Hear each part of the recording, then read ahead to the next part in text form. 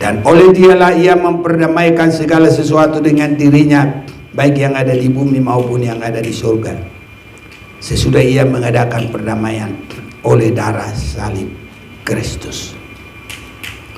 Jadi harus ada darah salib itu.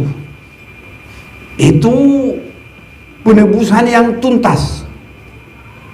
Darah salib itu sampai tetes terakhir, sampai tidak ada nyawa lagi. Jadi darah tetes terakhir sampai tidak bernyawa. Itu saudara-saudaraku. Jadi tidak separuh-separuh. Makanya ia mengadakan perdamaian oleh darah salib Kristus. Mengapa harus demikian? Itu artinya kematian yang tuntas. Itu memperdamaikan segala sesuatu dengan dirinya. Yang ada di bumi, kita sesama kita. Haleluya. Yang ada di sorga, kita dengan Tuhan. Tuhan di sorga dan juga penghuni sorga yang ada. Itu disatukan oleh darah salib. Darah pengorbanan yang tuntas. Makanya kita belajar setia sampai akhir.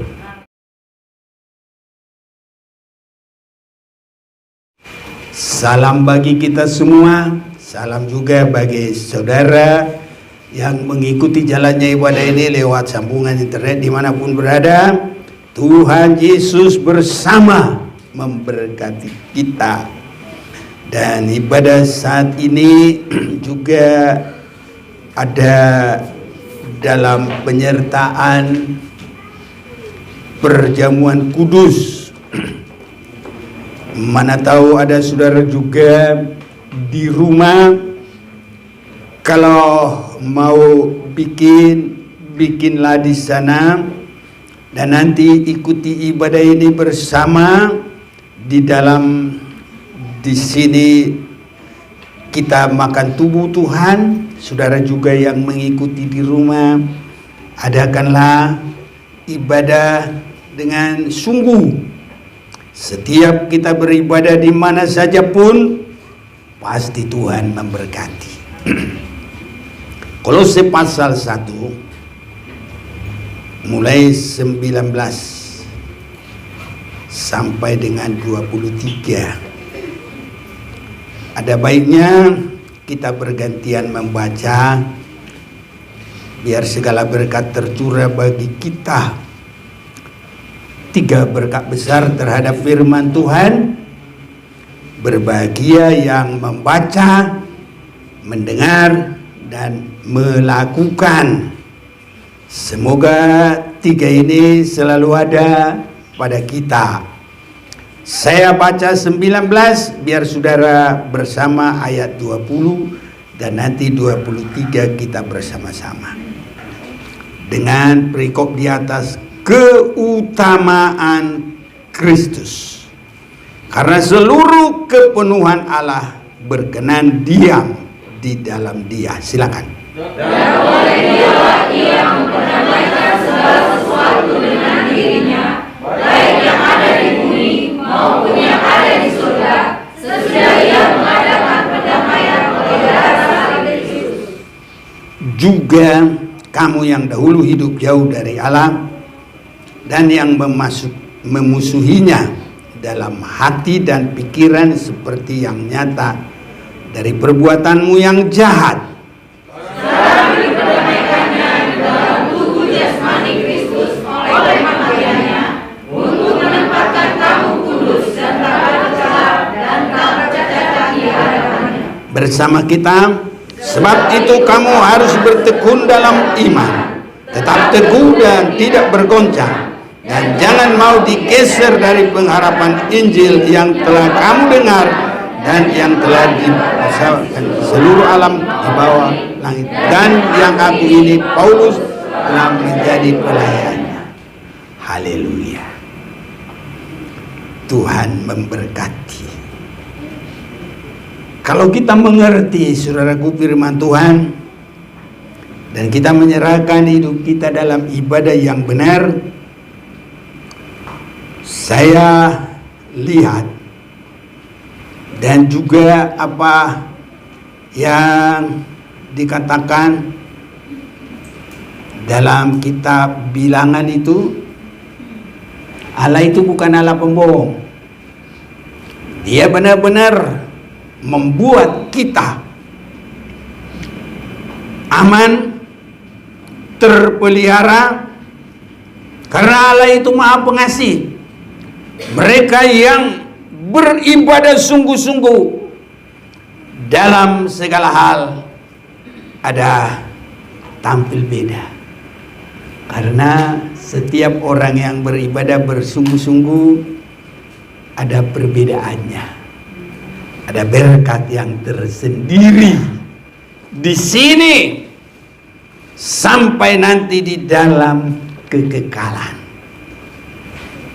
Ini saudara-saudaraku, biar semua itu ditetapkan, dimeteraikan oleh firman, tetapi kita juga harus sungguh-sungguh berserah sehingga kita menikmati berkat-Nya. Maleakhi pasal yang ketiga ayat yang ke-18, maka kamu akan melihat kembali perbedaan antara orang benar dan orang fasik, antara orang yang beribadah kepada Allah dan orang yang tidak beribadah kepadanya. Saudara-saudaraku, sungguh-sungguh saya juga boleh pinjam pengalaman Raja Daud dalam Mazmur 37. Dahulu aku muda, sekarang sudah tua. Ada perbedaan orang percaya anak-anak Tuhan dengan yang bukan.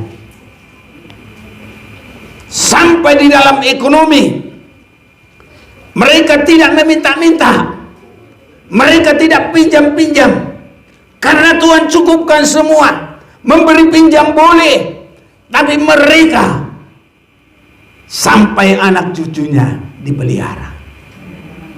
Ini enggak kita rebut ini. Jangan keluar saudaraku, sayang itu berkat. Nah, itu sebabnya kita perhatikan cara kita mendengar firman. Karena tiga itu, membaca, mendengar, dan melakukan. Kalau ini ada, tampil beda. Bukan cuma di sini. Saya yakin sampai di surga ada, dan nanti kita akan lihat terus. Saya senang sekali, bahkan tadi kita sudah menyanyi apa tadi? Kita ada Allah yang telah diselamatkan, yang jauh kini menjadi dekat, firman-Nya mempersatukan. Allah sumber sejahtera, berlimpah kasih-Nya, Dialah mempelai pria yang benar. Amin. Luar biasa saudaraku. Yakini semuanya. Dikala kita susah, Dia akan menghibur kita. Dikala kita lemah, Dia akan menguatkan kita. Dikala kita sakit, oleh bilur-Nya kita disembuhkan. Bahkan sampai anak cucu kita dijamin tidak jadi peminta-minta. Haleluya. Makanya sesulit apapun kami berusaha praktek, kita tidak minta-minta, kita tidak bikin proposal. Kadang orang cuma mau Natalan aja bikin proposal, kirim ke perusahaan ini, kirim ke tukang roti, kirim ke ini. Saudaraku, Tuhan kita hebat luar biasa. Ya, Kalaupun diumumkan bagi kita, itu hanya supaya belajar. Semuanya ikut aktif. Karena kalau kita menabur, kita akan menuai. Kalau kita tidak menabur, ya gak menuai. Kalau cuma nunggu angin, nanti menuai apa? Badai. Jadi saudaraku, kerjakan. Itu saja, bukan karena takut enggak cukup, bukan. Semua apapun Tuhan cukupkan. Ini saudara-saudaraku. Nah, berapakah tahun kita dialog? Tuhan cukupkan. Nggak khawatir. Nah, tapi ini kita udah meningkat sekarang ini. Nah, banyak lagi tambahnya. Agak ringan sekarang.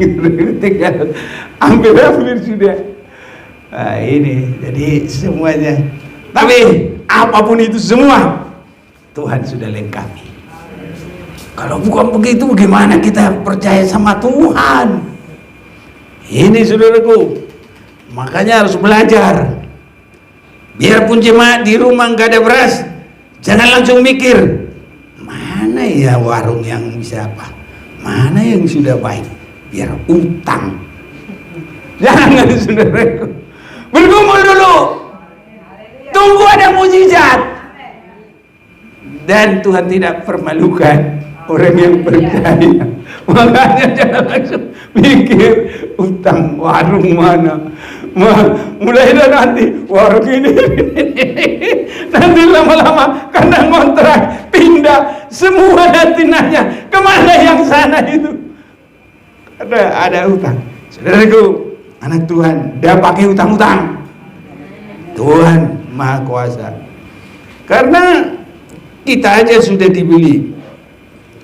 Kita mulai dari menjadi miliknya.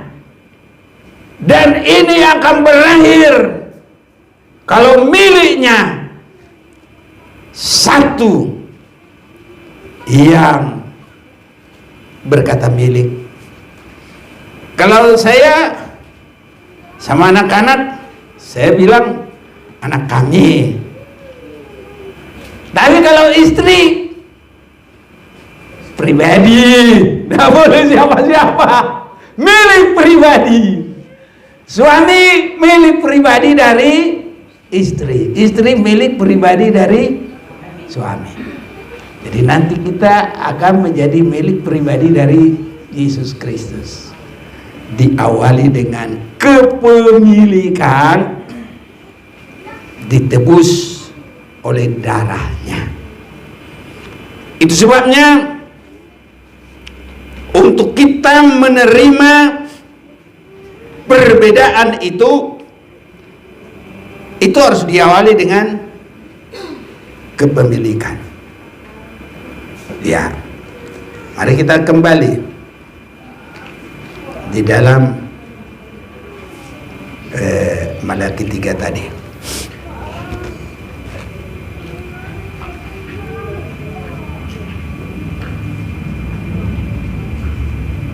Nah, ayat yang ke-16. Beginilah berbicara satu sama lain orang-orang yang takut akan Tuhan.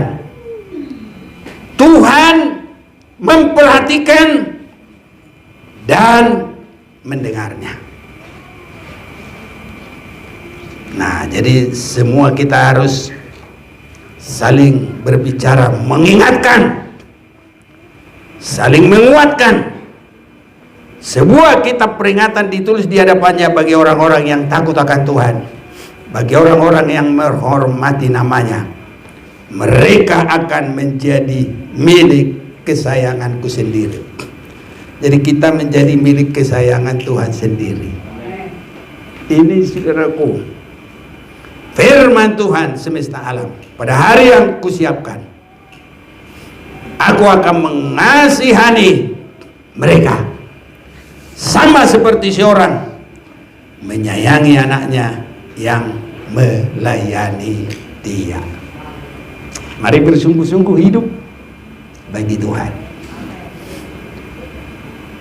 Tadi malam mudah-mudi dihentar. Kalau hidup lama sudah dikubur, maka harus hidup, ada gairah, berbuat, melayani Tuhan. Sama seperti Yesus, begitu keluar dari baptisan di Sungai Yordan, merpati turun. Maka Lukas pasal 3 ayat 23, Yesus memulai pekerjaannya. Jadi kita kalau ditebus oleh darah Yesus harus hidup. Bukti hidup itu apa? Ibadah yang baik, melayani Tuhan, mengasihi Dia. Kalau kita jadi miliknya Tuhan, jangan milik yang mati, saudara-saudaraku. Karena kita adalah hidup. Jadi hidup, ibadah kita hidup, pelayanan kita hidup, kasih kita hidup, indah bagi Tuhan. Ini saudara-saudaraku. Jadi milik kesayangan Tuhan yang ada saling bertautan. Ini saudaraku. Ada kepemilikan, tapi tidak saling bertautan. Contohnya, saya miliki contoh, tapi saya nggak punya emas, sedikit pun nggak punya harta di surga, saudara-saudara. Kalau saya miliki emas batangan, dia nggak ada tautan kepada saya. Hanya saya senang sama dia, karena nanti saya bisa jual, saya bisa dapat duit, saya bisa tukar, bisa apa. Nih. Tapi kalau orang suami istri, kalau pemilikan kayak begitu, bagus sih nggak saudara-saudaraku? Harus saling mengasihi, saling menguatkan, saling hidup. Nah ini saudaraku, ada komunikasi. Yang satu lagi bersuka, satu ikut. Yang satu lagi bersedih, satu ikut menghibur. Haleluya saudaraku. Wah enak. Kalau mati ya nggak bisa. Kalau umpamanya satu lagi termenung, kalau emas batangan, emas itu nggak bakal bisa begini. Kenapa engkau termenung? Kenapa engkau sedih? Nggak ada begitu. Tapi kalau suami istri yang hidup, apalagi kalau dia bilang kayak orang di Tiongkok, istriku, kenapa engkau termenung? Suamiku, kenapa engkau termenung? Ada penghiburan. Ini namanya kepemilikan yang hidup. Kita adalah ditebus oleh darah Yesus. Jadi hidup, bukan mati. Ini saudara-saudaraku. Itu sebabnya saya melihat hebatnya penebusan itu. Kita nanti perjamuan kudus harus rasakan itu ya. Harus rasakan, biar luar biasa berkat. Kepemilikan yang hidup.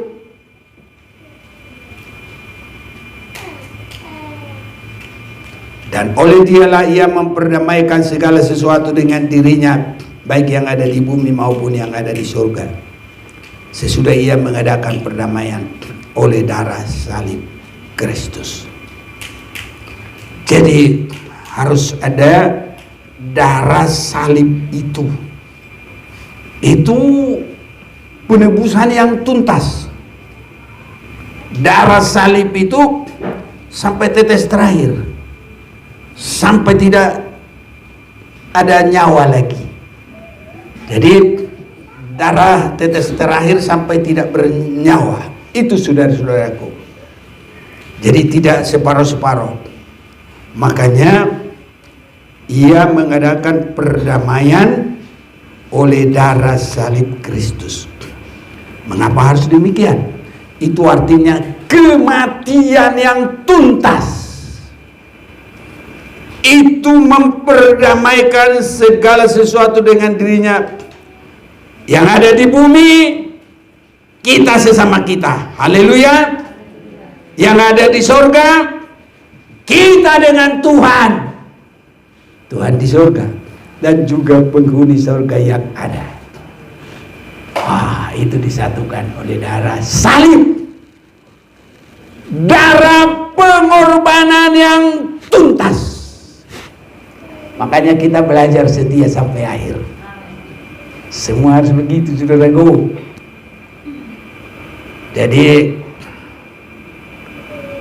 ibu-ibu kalau di kampung saya dulu diajari, kan di sana semua perempuan ada kegiatan bertenun, manonun. Kalau enggak, bau, mangaletek, bikin tikar. Kalau sudah mau umpamanya mau melahirkan, biasanya diajari itu. Semua kerjaan harus beres, bagus. Jangan ada yang tanggung. Gitu, saudaraku. Karena dia rasa tidak bagus. Harus tuntas. Jadi kerjaan tuntas, anaknya lahir, beres. Nggak ada ketergantungan. Saya pikir juga bagus juga, saudaraku. Jadi kita kalau kerja tuntas. Haleluya. Kalau kuliah tuntas.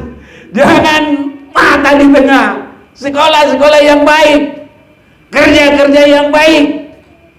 Harus begitu, saudaraku. Beda kita anak Tuhan. Kita milik Tuhan yang ditebus oleh darah salib. Darah salib artinya pengorbanan, kesetiaan yang sungguh sampai kepada tetes darah terakhir. Karena sesudah disalib itu nggak ada lagi Yesus bangkit, hidup. Nanti kalau dia sudah 3 hari baru dia boleh bangkit. Tapi kalau sudah disalib itu masih hidup, enggak. Udah diperiksa oleh laskar itu. Oh, udah mati. Kalau gitu nggak usah patahin kakinya. Yang 2 itu masih hidup. Oh, dipatahin kakinya. Tapi kalau Yesus tidak, karena dia di darah salib itu sudah tuntas melakukan semuanya. Ini, jadi semua kita harus sampai ke puncak. Harus baik-baik. Ibadahnya juga ibadah yang baik, pelayanan yang baik. Tuhan pasti memberkati. Beda, saudara-saudaraku. Kalau tidak bersungguh-sungguh, nanti banyak masalah, banyak. Kita bisa lihat nanti di belakangan hari. Itu sebabnya boleh umpamanya melanjutkan, tapi di sini selesai. Mulai lanjut. Ini, jangan sini belum selesai, sini mulai. Nanti sini belum selesai, mulai. Akhirnya tinggalin semua yang terbengkalai. Ya tidak bagus, saudara-saudaraku. Jadi kalau dalam darah salib Yesus, artinya selesai, tuntas. Kata orang sono, tuntas, tas. Begitu, saudaraku. Biar mantap semuanya. Ya. Juga kamu dahulu hidup jauh dari Allah. Dan yang memusuhinya dalam hati dan pikiran seperti yang nyata dari perbuatanmu yang jahat. Orang kalau belum mengalami darah salib Yesus selalu merasakan permusuhan. Gak ada pun kita didengar, gak ada pun kita dilihat, tapi hanya tahu, wah, itu pengikut Yesus Kristus. Langsung dia benci, saudara-saudara. Kita juga kalau belum mau dikuduskan, gak ada kesenangan beribadah. Malah kalau beribadah, ngapain kamu situ? Pasti dia ngomong begitu, saudaraku. Ya kan? Tapi kalau sudah ditebus, malah bersama, saling menguatkan. Jam berapa kita pergi? Lebih cepat dah, lebih bagus. Haleluya, saudaraku. Saling menguatkan, amin. Ini sangat indah. Ini, saudara-saudaraku. Itu sebabnya yang memusuhin itu banyak sekali, apa aja dia. dia bikin-bikin. Jadi kalau bahasa Batak di patubu-tubu kahatan susuman. Nah, jadi artinya dibikin-bikin segala perkataan yang tidak benar. Malah dia bilang begini, wow, anak Allah, kapan lahirnya? Siapa bidannya? Di mana lahir? Bisa begitu, saudaraku. Itu kan dia nggak pernah lihat kita bagaimanapun. Tapi langsung ada aja kebencian. Yang ada lagi lihat kepalanya ke kiri atau ke kanan. Ada yang ngomong gitu. Pokoknya segala macam lah. Tapi kalau sudah ditebus oleh darah Yesus, dia mengerti betapa mahalnya darah itu. Dia mempersekutukan kita, sesama kita. Makanya harus indah, saudaraku, sesama kita. Haleluya. Kalau belum indah sesama kita, berarti penebusan belum tuntas. Mungkin cuma sedikit-sedikit. Ada sih ada. Tapi belum sampai darah salib, artinya tuntas. Harus begitu, saudaraku. Jadi kalau semua dosa kita sudah disucikan, pasti indah satu dengan lain. Kalau menyanyi hebat, kau saudaraku, kau saudariku, kau. Tiada yang dapat memisahkan kita.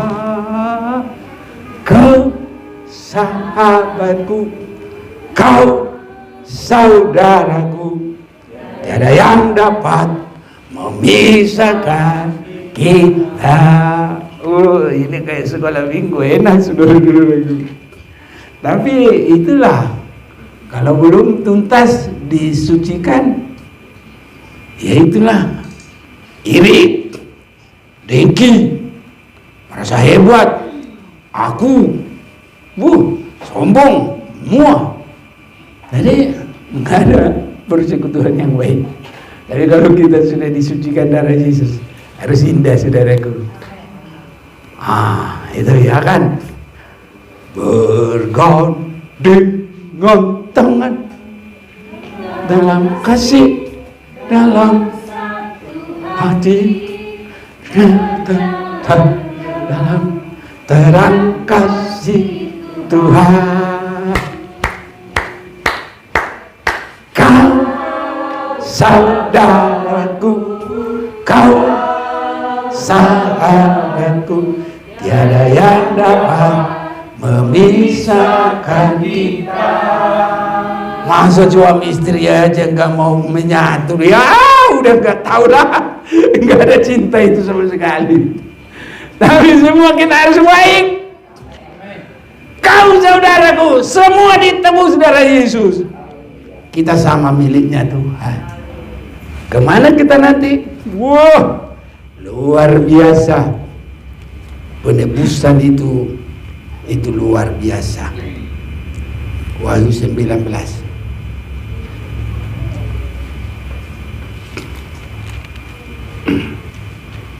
Wahyu 21 ya. Ayat yang ketiga. Tahu, saya mulai ayat 2. Dan aku melihat kota yang kudus, Yerusalem baru yang turun dari surga, dari Allah, yang berhias bagaikan pengantin perempuan yang berdandan untuk suaminya. Ini hebat, ini tempat ini. Luar biasa, dipersiapkan. Mungkin ada juga sedikit kaitannya dengan presiden kita. Presiden, kalau sudah budi yang bagus, kayak kami dulu, kita ngomong begini, yang mulia, Insinyur Presiden Jokowi. Begitu kalau budi pekerti yang bagus. Nah, mungkin ada miripnya dengan ini, IKN, ibu kota Nusantara ya. Dipersiapkan, bagus. Nah, jadi rupanya lebih dari itu, Yerusalem baru dipersiapkan untuk kita semua. Haleluya. Tapi harus lewat penebusan. Ayat 3. Lalu aku mendengar suara yang nyaring dari tahta itu berkata, lihatlah, kemah Allah ada di tengah-tengah manusia, dan Ia akan diam bersama-sama dengan mereka. Mereka akan menjadi umatnya, dan Ia akan menjadi Allah mereka. Oh, ini luar biasa. Ini tanpa darah nggak bisa, saudaraku. Nggak bisa. Darah yang menyucikan. Sewaktu Adam sudah berbuat dosa, belum ada penyucian bagi dirinya. Sedikit pun tidak berani dia menghadap Tuhan, menghadap Allah. Malah apa yang dia lakukan? Siapa tahu? Sembunyi. Boro-boro bisa nanti bersama-sama. Makanya saudaraku, Tuhan tolong kita. Jangan ada dosa di antara kita lagi. Kiranya Tuhan sucikan kita. Haleluya. Karena dosa itu pemisah. Dosa itu membuat takut. Dosa itu bikin malu. Adam malu. Betul apa enggak? Adam apa lagi? Takut. Ini saudaraku, malu, takut ini. Tapi kalau ada orang nggak malu lagi berbuat dosa, itu namanya sudah kebal. Udah kebal semuanya, saudaraku. Jadi kita biar disucikan oleh darah Yesus. Apapun kekurangan kita itu, karena penyucian itu bukan hanya disucikan begitu saja, tapi kita menjadi miliknya. Di sini kita dibuat menjadi kesaksian. Kehidupan yang dijaga, diberkati, digembalakan. Kita harus sampai bisa mengalami, Tuhan adalah gembalaku, takkan kekurangan aku. Makanya tidak minjam-minjam. Ya, haleluya. Takkan kekurangan aku, Dia membaringkan aku di padang yang berumput hijau. Dia membimbingku ke air yang tenang. Dia menuntun jiwaku, sentuhku ke jalan yang benar oleh karena nama-Nya. Sekalipun aku berjalan dalam lembah kekelaman. Nah, ini saudaraku. Jadi di sini juga kita mau dibuat kesaksian. Jadi kita harus sampai bisa bersaksi seperti Raja Daud. Saya oleh kemurahan Tuhan belum sampai umur 20, saya sudah benar-benar tertarik kepada Tuhan. Dan sampai sekarang saya rasakan, pada waktu mula-mula tertarik kepada Tuhan, karena saya sudah dibaptis, saya ajak pemuda-pemuda, ayo ibadah. Begitu kami pergi dari Medan, saya kira naik sepeda ke Sunggel, ke perkampungan, ada orang-orang Karo, melewati sungai, jadi pakai rakit, saudara-saudara. Hujan terus sampai di tempat kebaktian hujan. Jadi semua buka puasa, kita dekat-dekat api sampai kering, baru ibadah. Rupanya sampai pagi, wah selesai hujannya. Padahal saya sudah bilang sama orang-orang yang saya ajak ini, aku jamin kalau kamu alasannya jual toge, nanti kalau lewat jam 4 enggak laku, saya bawa kamu sebelum jam 4 sampai di sini. Gitu. Begitu saudara-saudaraku, sampai di tempat apa? Sudah rata air dari atas apa itu? Tempat tali itu, sampai ke sana. Saya jamin, aku sama dia naik sepeda itu berdua. Ada sekitar jam 3 kalau nggak salah. Saya bilang sama dia, saudara, kamu dulu saya antar ke seberang ya. Iya. Aku takut. Gitu dia. Jangan takut. Pokoknya jangan pegang tangan saya, pegang pundak saya. Kamu naik. Aku gendong dia. Oh ini begini terus. Sampai di pinggir. Rupanya saya belum istirahat, saya langsung pulang lagi. Kecapean. Anyut saya, saudaraku. Air yang begitu deras. Dulu di Bohorok itu sampai apapun dibawa. Tapi karena Tuhan belum biarkan saya mati. Jadi ada itu, kalau di sana namanya sanggar. Nggak tahu bahasa Indonesianya apa. Jadi itu panjang-panjang itu. Jadi itu sampai ke tengah itu panjang-panjang itu. Saya tangkap. Haleluya. Saya makin dekat sampai ke tanah. Bisa naik, tapi udah jauh ke bawah. Udah dah naik sampai ke atas ke tempat sepeda. Pacat nggak tahu lagi udah berapa kobokan di badan ini. Saya belum nggak peduli itu sudah. Sepedanya kuikat pakai sal. Saya gigit salnya, main lagi udah. Tapi tentara Tuhan ini begitu. Bukan tentara biasa, tentara Tuhan. Tuhan kuatkan sampai ke seberang.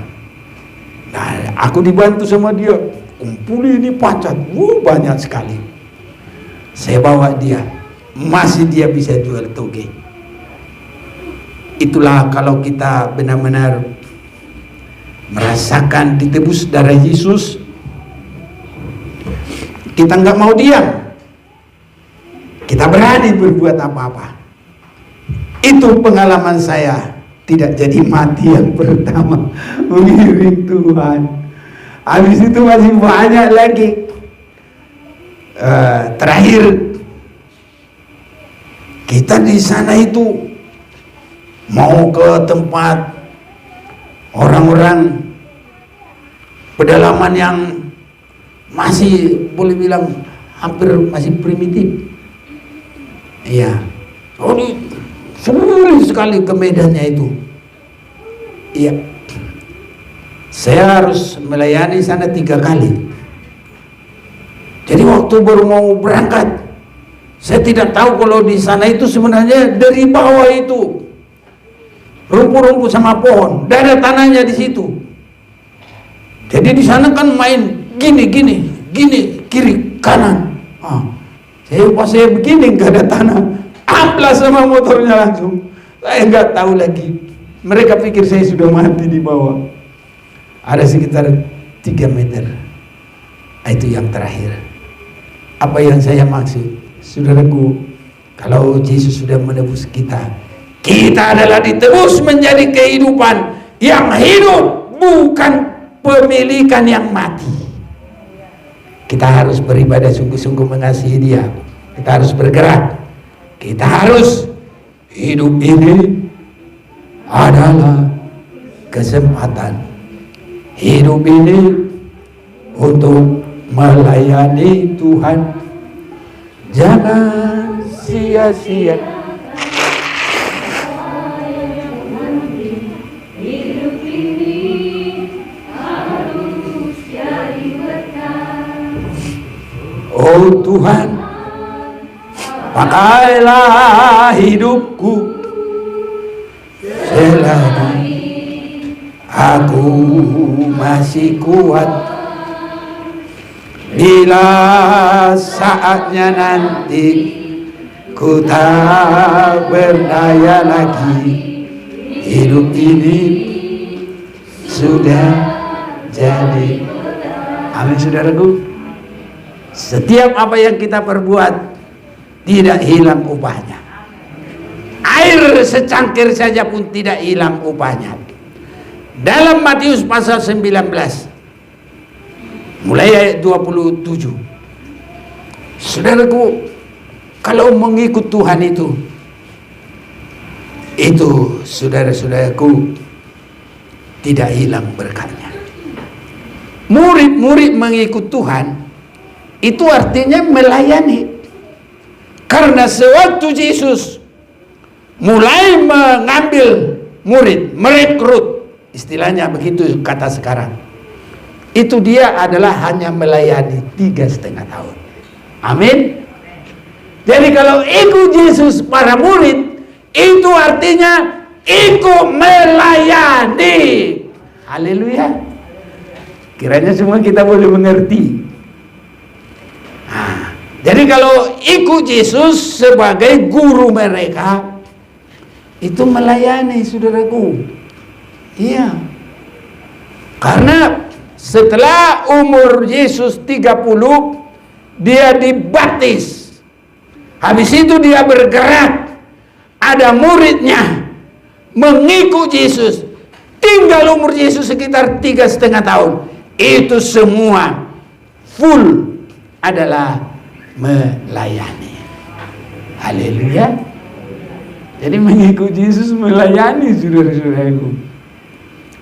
Karena apa? Setiap pelayanan kita itu adalah menjadikan posisi kita.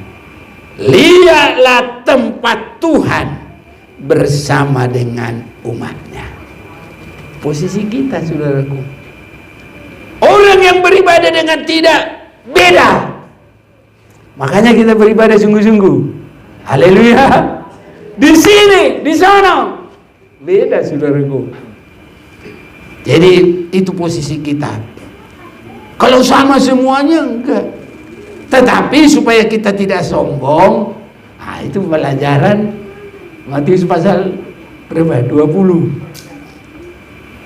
Ada yang masuk pagi, ada yang masuk jam 5. Tak boleh bersungut-sungut, dibayar sama, masuk surga. Tapi ada juga nanti pelayanan kita.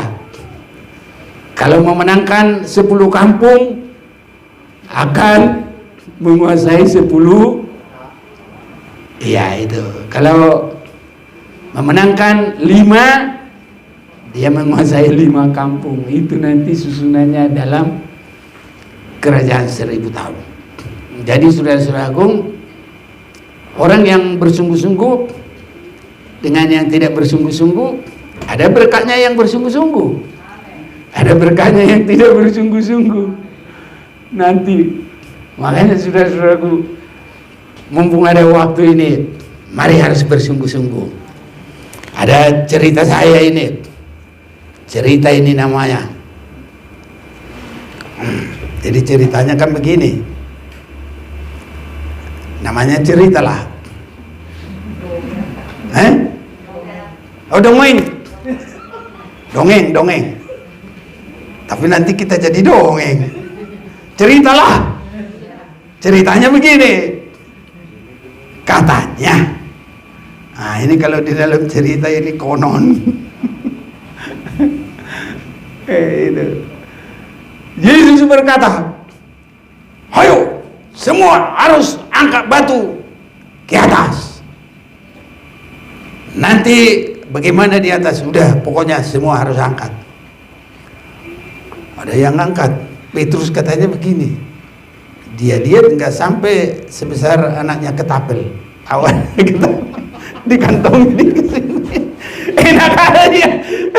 Sudah ke bawah batu. Tapi Yohanes katanya gak ada lagi batu kecil, dia harus bawa batu besar. Ngos-ngosan dia. Sampai juga ke atas, semua sampai. Ayo keluari batunya, kita berdoa. Tuhan, berkati batu ini jadi roti. Yo, nangis si Petrus. Kenapa nangis? Aku udah lapar. Rotiku cuma secuil. Kenapa saya tidak bawa banyak tadi? Menyesal kemudian tidak berguna. Mari sekarang melayani sungguh-sungguh. Sesuai perbuatan kita akan terima. Ceritanya begitu, saudaraku. Nanti pas tanya ayahnya, mana ada. Ini supaya kita mengerti. Mari berbuat dengan sungguh-sungguh.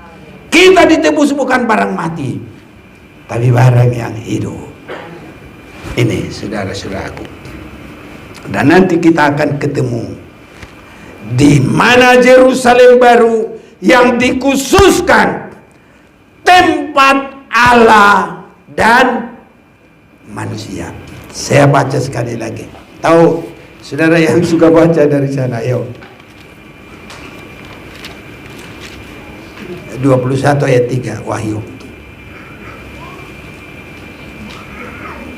Wahyu 21 ayat 3. Lalu aku mendengar suara yang nyaring dari tahta itu berkata, lihatlah, kemah Allah ada di tengah-tengah manusia, dan ia akan diam bersama-sama dengan mereka. Mereka akan menjadi umatnya, dan ia akan menjadi Allah mereka. Iya, ini saudaraku. Jadi mereka akan menjadi umatnya, dan ia akan menjadi Allah mereka. Dan di situ adalah, lihatlah, kemah Allah ada di tengah-tengah manusia, dan dia akan diam bersama-sama dengan mereka. Ini diawali dengan darah salib Yesus Kristus. Tanpa diawali dengan darah salib Yesus Kristus, ini tidak ada, saudara-saudaraku. Karena yang mempersekutukan itu luar biasa, darah salib Yesus. Itu sebabnya biar diolok, biar apa, itu terserah dia. Dan kita tidak harus sakit hati, dan kita tidak harus ada bela-membela. Tuhan tidak perlu dibela, agama tidak perlu dibela, karena dia ada kuasanya. Manusia mau berbuat apapun, apa yang tertulis pasti akan terjadi. Ini saudara-saudaraku, lihatlah, kemah Allah ada di tengah-tengah manusia, dan dia akan diam bersama dengan mereka. Ini karena darah salib Yesus Kristus. Itu sebabnya kita akan menerima tubuh dan darah Yesus dalam perjamuan kudus. Semua kita memeriksa hidup kita. Kalau ada kelemahan, kita mau minta ampun. Seperti anak yang terhilang, dia sadar, ini kekuranganku. Saya mau datang menyelesaikan. Saya mau mengaku, biar kita rasakan pelukan kasih Tuhan. Tidak hanya di sini. Di sini kita juga diberkati. Tapi sampai Yerusalem baru, tempat Allah dan manusia.